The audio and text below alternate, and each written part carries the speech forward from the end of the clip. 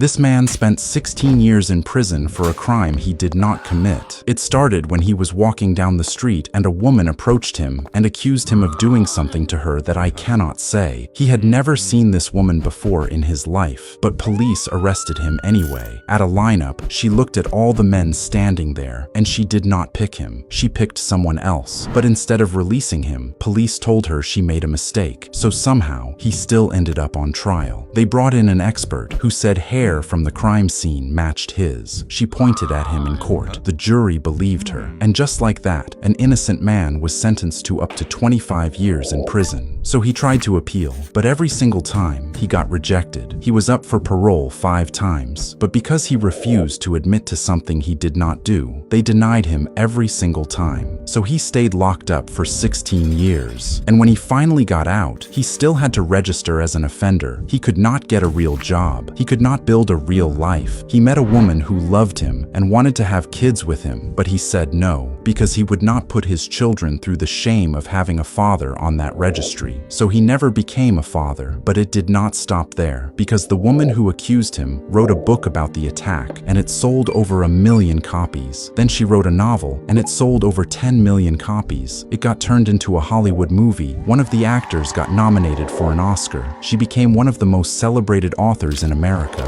and her version of events was the only version anyone had ever heard. Now Hollywood wanted to turn her first book into a movie too. They attached a famous actress and started production, and once that movie came out, his face would be the face of a monster. His guilt would be cemented forever. There was no coming back from that. But then the producer started researching the case and noticed things were not adding up, like how she picked a different man in the lineup, like how the prosecutor lied to get her to change her identification. So the producer hired a private investigator, and everything they found, they turned over to new lawyers. These lawyers discovered the hair analysis had been discredited as junk science. They filed a motion, and after 40 years of fighting, a judge finally overturned the conviction. The woman posted an apology. The publisher pulled the book. The movie was dead, and he sued the state for taking 16 years of his life. They settled for $5.5 million.